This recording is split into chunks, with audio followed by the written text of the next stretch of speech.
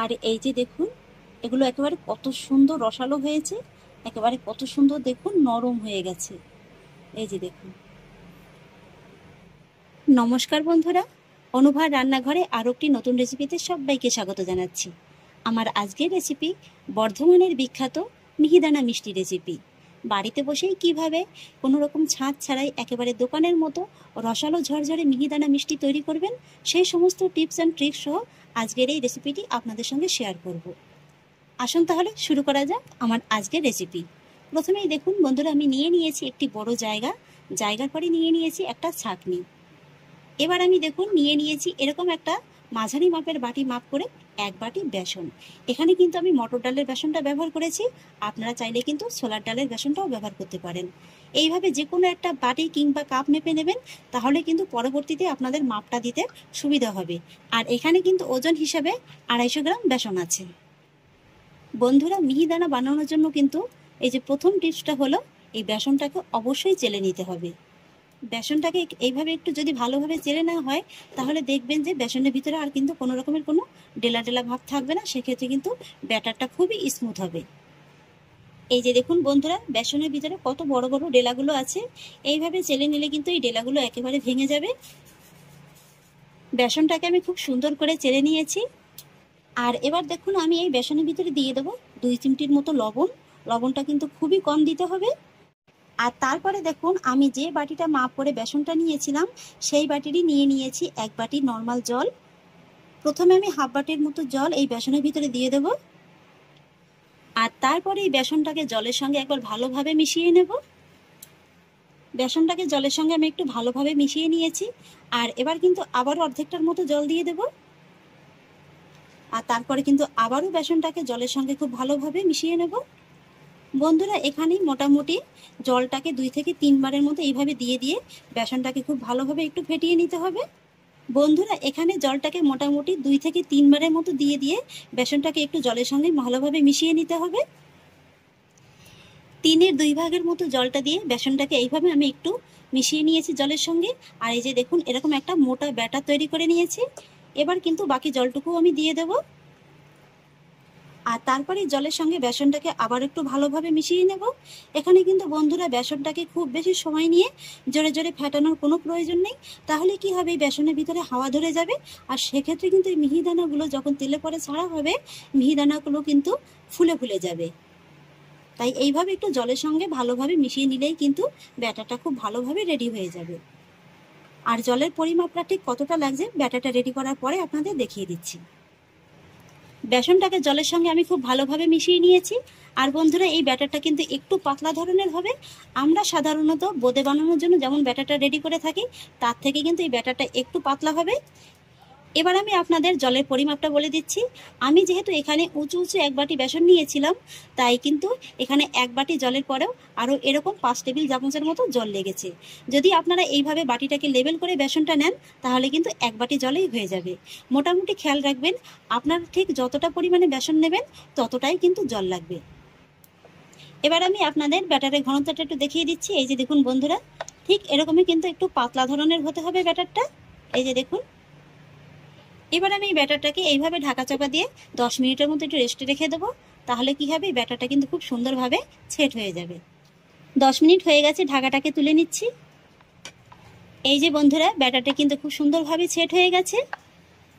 মিষ্টির দোকানের মিহিদানা সাধারণত এক ধরনের ছাঁচে তৈরি করা হয়, তো সেই ধরনের ছাঁচ তো প্রত্যেকের বাড়িতে থাকে না। তো দেখুন বন্ধুরা, খুবই সহজ উপায় দেখিয়ে দেবো। এই যে এই ধরনের জরি কাগজ কিন্তু প্রায় প্রত্যেকের বাড়িতেই মুদি বাজারের সঙ্গে আসে।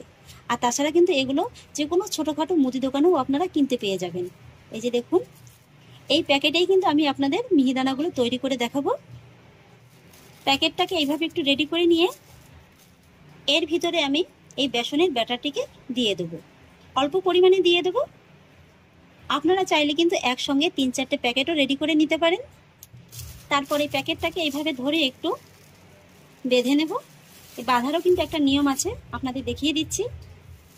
প্রথমে এইভাবে একটু মুখের ধারটাকে বেঁধে নিয়ে এই যে প্যাকেটের একটা কোণ এইভাবে ধরে এই যে আগের মুখের ধারের সঙ্গে এভাবে একটু বেঁধে দিতে হবে। এই যে দেখুন বন্ধুরা, এটা কিন্তু খুব সহজেই একেবারে অনেকটা পাইপিং ব্যাগের মতো কাজ করবে। এই যে দেখুন, এইভাবে সোজাভাবে ধরে নিতে কিন্তু সুবিধা হবে। আর তারপরে এই যে কোণের মুখটা একদম ছোট্ট একটু করে কেটে নিতে হবে। এই যে দেখুন, আপনাদের দেখিয়ে দিচ্ছি, এই যে দেখুন কত সহজে ব্যাটারটা পড়ে যাচ্ছে। এবার আমি মিহিদানাগুলো ভেজে নেবো, আর সেই জন্য কড়াইতে খানিকটা পরিমাণে তেল মিডিয়াম আঁচে একদম হালকা গরম করে নিয়েছি। তেলটাকে কিন্তু বন্ধুরা খুব বেশি গরম করলে হবে না। আর মিহিদানাগুলো ভাজার সময়তেও কিন্তু আঁচটাকে একেবারে কমিয়ে রাখতে হবে। আর এবার দেখুন বন্ধুরা, আমি যে প্যাকেটের ভিতরে ব্যাটারটা ভরে নিয়েছিলাম, প্যাকেটটা ঠিক এইভাবে সোজা করে ধরবো। এই যে দেখুন, এটা কিন্তু নিজের থেকে এইভাবে পড়তে শুরু করবে। এই যে দেখুন, আর এই মিহিদানাগুলো ভাজতে কিন্তু খুব বেশি সময়ও লাগবে না, কম আছে মোটামুটি 8 থেকে 10 সেকেন্ডের মধ্যেই ভাজা হয়ে যাবে। এই যে দেখুন বন্ধুরা, এগুলো কিন্তু খুব বেশি যদি কড়া করে ভাজা হয় তাহলে চিনির রসটা কিন্তু এর ভিতরে ঢুকবে না। মিহিদানাগুলো দেখুন বন্ধুরা কত সুন্দর একেবারে ছোট ছোট হয়েছে, আর এগুলো কিন্তু খুব সুন্দর একেবারে ঝরঝরেও হবে। একই রকম ভাবে আবারও ভেজে নেব।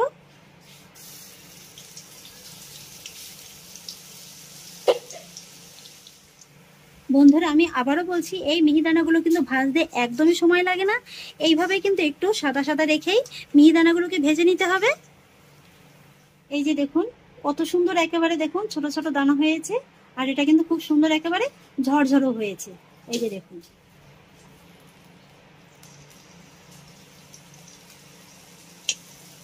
এটাকে হাতে ধরে এইভাবে খুব বেশি চাপ দেওয়ারও কিন্তু প্রয়োজন নেই, শুধু এইভাবে একটু ধরে রাখলেই কিন্তু হয়ে যাবে। যেহেতু মিহিদানাগুলো খুবই ছোট ছোট হয় তাই কিন্তু ভাজতে একদমই সময় লাগে না। আরো একবার মিহিদানা আমি খুব সুন্দরভাবে ভেজে নিয়েছি, আর এইভাবে কিন্তু আমি সমস্ত মিহিদানাগুলোকে ভেজে নেব।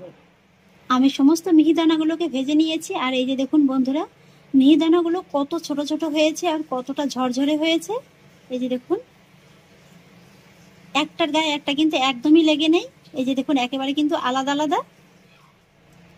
এবার আমি মিহিদানার জন্য চিনি সিরাপটা রেডি করে নেব। সেই জন্য যে বাটিটা মেপে বেসনটা নিয়েছিলাম সেই বাটিতে নিয়ে নিচ্ছি 1 বাটি চিনি, আর সেই সঙ্গে নিয়ে নিয়েছি 4-5টির মতো ছোট এলাচ, মুখটাকে ফাটিয়ে নিয়েছি। আর নিয়ে নিচ্ছি 1 বাটি জল। এবার আমি হাই আঁচে চিনিটাকে একটু জলের সঙ্গে খুব ভালোভাবে গলিয়ে নেব। চিনিটাকে জলের সঙ্গে খুব ভালোভাবে মেল্ট করে নিয়েছি, আর শিরাটা দেখুন খুব ভালোভাবে কিন্তু একেবারে ফুটে উঠেছে। এখানে কিন্তু বন্ধুরা এই শিরাটা কোনো 1 তার কিংবা 2 তার বিশিষ্ট শিরা হবে না, হালকা একটু চিটচিটে ভাব আসলেই কিন্তু হয়ে যাবে। এই যে মোটামুটি চিনিটা ভালোভাবে গলে যাওয়ার পরে 2 থেকে 3 মিনিটের মতো একটু ফুটিয়ে নিলেই কিন্তু হয়ে যাবে। চিনি শিরাটা তৈরি করা হয়ে গেছে, হালকা একটু চিটচিটে ভাব কিন্তু চলে এসছে। আর এবার আমি এই শিরার ভিতরে অ্যাড করব খুবই সামান্য একটু কেশরী ফুড কালার, তবে এটা সম্পূর্ণই অপশনাল, আপনাদের হাতের কাছে না থাকলে না দিলেও কোনো অসুবিধা নেই। আমি একটু দোকানের কালার টানানোর জন্য এখানে একটু সামান্য ফুড কালারটা ব্যবহার করলাম। ফুড কালারটাকে আমি খুব ভালোভাবে মিশিয়ে নিয়েছি, আর এবার গ্যাসের ফ্লেমটাকে আমি একেবারে লো করে দেব। আর তারপরে এই যে মিহিদানাগুলো এই চিনির শিরার ভিতরে দিয়ে দেব। মিহিদানাগুলোকে চিনির শিরার সঙ্গে ভালোভাবে একবার নেড়েচেড়ে মিশিয়ে নেব। মিহিদানাগুলোকে চিনির শিরার সঙ্গে খুব ভালোভাবে মিশিয়ে নিয়েছি, আর এবার গ্যাসের ফ্লেমটা কিন্তু লো অবস্থাতে রেখেই এই মিহিদানাগুলোকে এইভাবে একটু ঢাকা চাপা দিয়ে 4 থেকে 5 মিনিটের মতো রান্না করে নেব। 4-5 মিনিট বাদে ঢাকাটাকে তুলে নিচ্ছি। এই যে দেখুন বন্ধুরা কত সুন্দর একেবারে এগুলো আলাদা আলাদা হয়ে গেছে। আর এবার আমি মিহিদানার ভিতরে অ্যাড করব সামান্য একটু কিশমিশ। কিশমিশটাকে ভালোভাবে মিশিয়ে নেব। কিশমিশটাকেও আমি খুব ভালোভাবে নেড়েচেড়ে মিশিয়ে নিয়েছি, আর এবার আমি গ্যাসের ফ্লেমটাকে অফ করে দেব। আর তারপরেই মিহিদানাগুলোকে এইভাবে ঢাকা চাপা দিয়ে রেখে দেব 1 থেকে 1.5 ঘন্টার মতো। মোটামুটি যতক্ষণ না পর্যন্ত মিহিদানাটা খুব ভালোভাবে ঠান্ডা হচ্ছে ততক্ষণই কিন্তু ঢেকে রেখে দিতে হবে। 1 ঘন্টা বাদে এবার ঢাকাটাকে তুলে নিচ্ছি। মিহিদানাটা কিন্তু খুব ভালোভাবে ঠান্ডা হয়ে গেছে, আর এই যে দেখুন বন্ধুরা চিনির রসটা কিন্তু একেবারে কিন্তু পুরোটাই টেনে নিয়েছে। এইবার শুধু একবার এইভাবে একটু ভালোভাবে উল্টে পাল্টে নেড়েচেড়ে মিশিয়ে নিতে হবে। নিশ্চয়ই দেখে বুঝতে পারছেন যেটা কতটা ঝরঝরে হয়েছে এবং কতটা রসালো হয়েছে।